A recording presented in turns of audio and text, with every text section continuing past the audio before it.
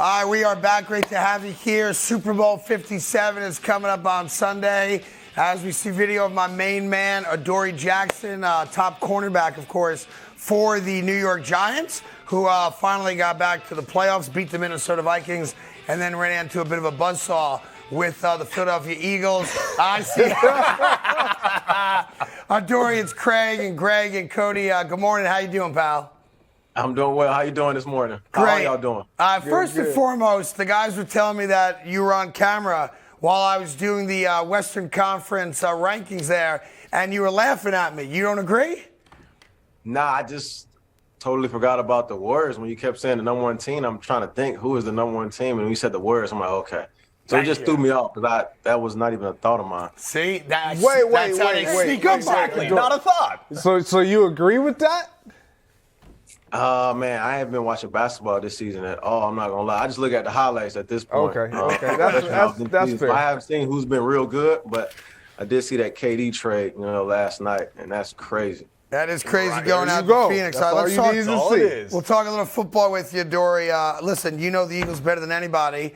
Obviously, you lost to them 3 times this year. Even if you take out that last game, because a lot of you guys didn't play, walk me through what's so hard about defending that Philadelphia Eagle offense and why you guys, for one, had so much trouble with it. First, I'm going to just say, man, that's a really good team. I feel like from the front 7 to the back or whatever it may be, offensive, defense, and special teams, they play collectively. As Greg knows, complementary football is one of those things that gets you a long way. If the offense is not playing well, the defense may pick it up, or special teams, whatever it may be. And, speaks for itself. And that's why they are playing at a high level and doing, a lot of great things. Tell me, that's what makes them tough. As a cornerback, just walk me through what I don't know about Jalen Hurts. He's one of the most debated guys in the league. Micah Parsons asked the question, is it him? Is it their system? He's not had to throw a lot in the postseason, but he's there in the Super Bowl. So what are a lot of people missing about Jalen Hurts? How do you handicap him as a quarterback? You don't. I feel like he's just, as we say, he's fine. I feel like he is a great player. I mean, he can throw the ball, run the ball, as you see. The numbers speak for itself. The receivers he has, A.J. Brown, Devonta Smith, those guys are elite. Goddard at tight end, so he can throw the ball when he needs to. And at the end of the day, everything on defense is stopping the run. And if you stop the run, then that makes them one-dimensional. They don't have to throw the ball. But, if their run game is really good, they can do whatever they want. And I feel like that's what makes them great. And for Jalen Hurts, man, I think he's just the perfect player, for that scheme. But at the end of the day, I feel like he's a competitor. And whatever they ask him to do, he's done. Throwing the ball well, running the ball well. And, I can't say anything bad about him or his team. They're out there doing their thing. How big of a challenge is it for defenders like yourself, defensive backs, and the rest of your counterparts, when you go up against a team that has true number ones and you got 2 of them? Like, as a guy who prides himself in going with the number 1 guy, who do you select? And when you play this team, who is their number 1 guy from your perspective in your seat? Man, it's tough. For me, I always sought after, A.J. Brown, being their number 1. But like you said, they got 2, 1A and 1B guys that can respectfully go on any team and be a standout and star receiver. So them having 2 alone is just deadly, especially with the offense that they have. It's not like they are, a lot of people say, they're just an RPO team, which is cool. But it's not like they just running slants or bubbles and, winning games. They're actually throwing concepts, deep route shots, whatever it may be, play action, doing a lot of different things. So I feel like in that aspect, everybody just had to be on their P's and Q's and play complementary football. Just do your job and trust your assignment and trust that the guy next to you will do his. And I feel like that's the only way that you can stop them, just being sound. Talking to Adoree Jackson, stud cornerback for the New York Giants. Adoree, were you shocked like the rest of the world was when after you got that first win of the year, Coach Brian Daboll asked you guys to put some Biggie on in the locker room? No, I was. I'm not going to sit here like it was crazy, that the song came on. He was just rapping it, and I'm just sitting there like, all right, this this just must be his favorite song. But I feel like that's just him. He rocking around with the the Jordans on, has a little swagger to him. So I feel like he loves the culture, that we bring and just adapted to it. Or that's probably from his time when he was in New England. Earlier I know he was talking about Brian Cox.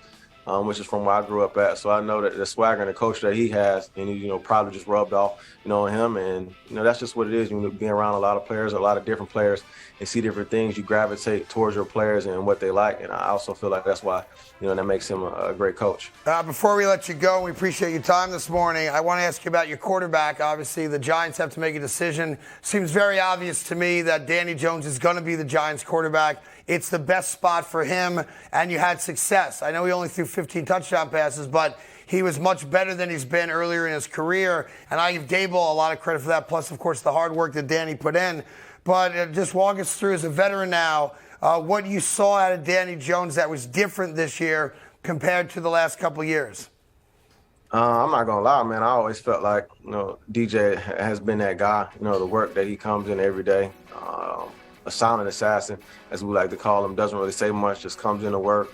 First one there, super early, getting his work in and whatever it may be. And I feel like, people just take for this year, but he's been doing that, since I was there last year, and I've been hearing, previous before that. And I think that goes to say what a pro is, and regardless of the situation that was at hand, for him those past couple of years, not winning games or whatever it may be, and then now finally winning. I think that's just the icing on the cake, and I'm glad everybody gets to see that, and he's about to get what he deserves. So as a Giant, do you want to see an NFC East team win the Super Bowl?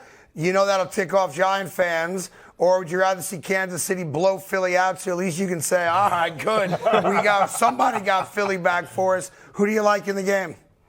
I'm not going to lie. I always, if I lost to a team and they made it all the way, I feel like, I don't know, there's probably a lot of other athletes that feel like, all right, well, if we'd have won that game, that could have been us. So in that aspect, I'm rooting for, NFC East, team to win, regardless, because they beat us. And I'm not just going to, wish for another team to beat us. I mean, they beat us 3 times. So already, you're okay with the Empire State Building being green then, I guess, huh? Nah, I'm not with that. But I will say, it's like in the Pac-12, we say back to Pac. When another Pac-12 team is out there succeeding and doing well, regardless if it's UCLA or whatever it may be. So it's cool for our division, and then it gives us something to know that, okay, when we play them again next year, whatever it may be, that our division is really like that in a sense. Who's the toughest wide receiver to guard one-on-one these days? Is it Justin Jefferson, who you guys did a great job against, obviously, in the playoff game? But is he still the toughest guy on film when you get ready to prep for a wide receiver? For my first time being able to play him, somebody asked me before on the team. I asked them, like, who's the best receiver in the league, who they like, and they kept saying Justin Jefferson. And, I seen the numbers, I seen the highlight film, so I never, actually played against him. So to get my first experience, guarding him, I would say he is actually legit, a great receiver in this league. So, credit to him. Got it. Yeah. Well, before I let you go, I know you and your partner, James Moore, are doing a new business, trying to protect people's packages, especially during the holidays. Tell me what PorchPals.com is. So Porch Pals is basically just a package insurance. A lot of people, leave something on their front step, or they go away maybe for a day or a couple of days, especially being an athlete, not always being present in the home that you reside in when you're playing. Experiences, I had a package stolen myself. So just something to have, especially when COVID happened, everybody's online shopping, those little, I don't want to say knick-knack purchases, but things that don't require signatures can get stolen easily. So that's pretty much what the PorchPals.com is, just an insurance-based thing to make sure that your packages are safe, at all times, regardless if you're there or not, or if you just step away or whatever it may be. Guy, listen, I appreciate you coming on. Good luck with the Porch Pals moving forward, and look forward to seeing you another year with the Giants. Any shot you're redoing your deal, or are you going to play off the last year? What's the plan there? Man, I have no idea. Just letting God take control, and whatever may happen, happens. So, I love being in New York, being a Giant. So, you see where it goes from there. Pay that man. Get that man money. Get him paid. He's making pretty good money. Hey, Craig. Yeah. Do you ever remember that video that they made of you on Matter? Not only does he remember it, we relive it every week. I put the team on my back, though. Yeah. So when you said his name, that brought back so many memories. I just remember that vividly, man. Matter of fact, Adoree, watch this. And what you do, yeah. Appreciate it. Adoree, I'm sure Greg will be happy to oblige you. How did it sound again? How did it go? Greg Jennings put the team on his back, though. Darren Sharper, one of the hardest hitting safeties in the league, but it don't matter. No, for sure. It all kicks off Super Bowl Sunday at 1 p.m. Eastern on Fox. Hey there, thank you so much for watching The Carton Show. You can subscribe right here to get all the latest bits and segments from the show. And by the way, while you're at it, we have a lot of great shows on FS1, so check them out too.